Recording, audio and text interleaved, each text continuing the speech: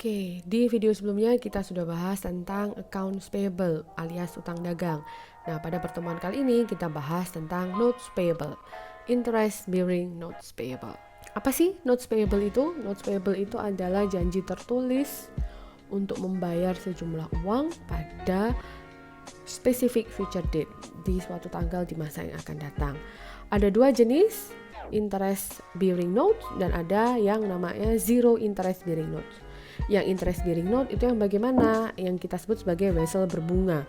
Jadi ada suku bunganya secara eksplisit. Sedangkan yang zero interest bearing note itu sebenarnya tetap ada sih bunganya, tetapi suku bunganya tidak disebutkan secara eksplisit.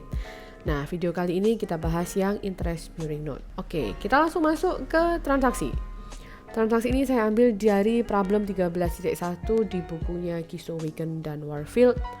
Tanggal 1 April, AEG membeli truk harganya 50.000, yang dibayar tunai 4.000, berarti sisanya berapa yang belum dibayar? 46.000. Nah, yang 46.000 ini dibuat sebagai janji tertulis. Jadi, ada 1 tahun wesel berbunga 12% yang ditandatangani untuk melunasi kekurangan pembayaran atas truk. Jadi gimana nih, tanggal 1 Januari transaksi ini kita catat bagaimana? Maka debitnya adalah truk 50.000, kreditkan ke kas 4.000, dan kreditkan ke notes payable 46.000. Ini adalah tanggal 1 April. Nah ya, berarti kalau 1 April 2019 maka pelunasan itu akan dilakukan pada tanggal 1 April 2020 maksimalnya ya. Nah, kalau dengan demikian kita melewati akhir tahun. Tutup buku 31 Desember 2019. Pertanyaannya adalah, butuhkah penyesuaian? Butuh nggak jurnal penyesuaian pada tanggal 31 Desember? Jawabannya yes, sangat dibutuhkan. Kenapa? Karena perusahaan ini perlu mengakui adanya beban bunga pada tahun 2019, yaitu dari periode April sampai 31 Desember 2019. Jadi jurnal penyesuaian yang dibuat adalah interest expense-nya di debit, kemudian kreditkan ke interest payable. Dapat dari mana angka 4.000 nih? Nah, tadi kita tanda tangan wesel tanggal 1 bulan 4. Kemudian sekarang posisinya adalah di 31 Desember. Jadi sudah 9 bulan ini periodenya. Maka bunga yang diakui adalah sebesar 9 bulan, bukan setahun. Tak kalikan dengan suku bunganya 12%, dikalikan dengan 46.000. Nah, kemudian seandainya perusahaan ini tidak membuat jurnal pembalik di awal tahun 2020, maka pada saat pelunasan kita debit lagi interest expense untuk mengakui expense yang 3 bulan di tahun 2020. Kemudian jangan lupa didebitkan interest payable ini ya. Kemudian notes payable-nya juga didebitkan.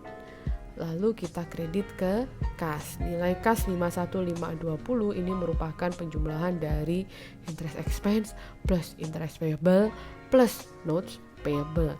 Ini seandainya perusahaan tidak membuat jurnal pembalik. Nah, kalau perusahaan ini bikin jurnal pembalik bagaimana? Maka pada tanggal 1 Januari 2020 ada pembaliknya. Yang dibalik maka debitnya adalah interest payable, dikreditkan ke interest expense senilai 4140. Nah, pada saat pelunasan pada tanggal 1 April 2020, maka kita debitkan interest expense, kemudian kita debitkan lagi notes payable, kemudian dikreditkan kas. Nah, karena sudah kita kredit interest expense ini di tanggal 1 Januari 2020, maka di sini yang kita akui adalah interest expense untuk 1 tahun. Berarti 1 tahun itu 12% dikalikan dengan 46.000 sisa hutang kita, yaitu sebesar 5.520. Notes payable-nya 46.000, jumlah uang kas yang dibayarkan tetap sama, yaitu 51.520. Nah, perlu dilihat meskipun interest expense yang kita debitkan ini adalah senilai 5.520, tetapi untuk tahun 2020 maka jumlah interest expense-nya adalah 5.520 dikurangi dengan interest expense yang dikredit 4140, maka ini sama dengan 1380. Nah, nilai ini sama dengan nilai interest expense yang kita akui dengan tanpa membuat jurnal pembalik. Jadi apapun caranya, interest expense yang hanya boleh diakui di tahun 2020 hanya sebesar 1.380. Oke, semoga sampai sini cukup jelas. Kalau masih kurang jelas, boleh dilihat lagi videonya dari depan sampai belakang atau dari tengah-tengah sampai belakang. Tapi kalau sudah jelas, silahkan lanjut ke video berikutnya tentang zero interest bearing notes.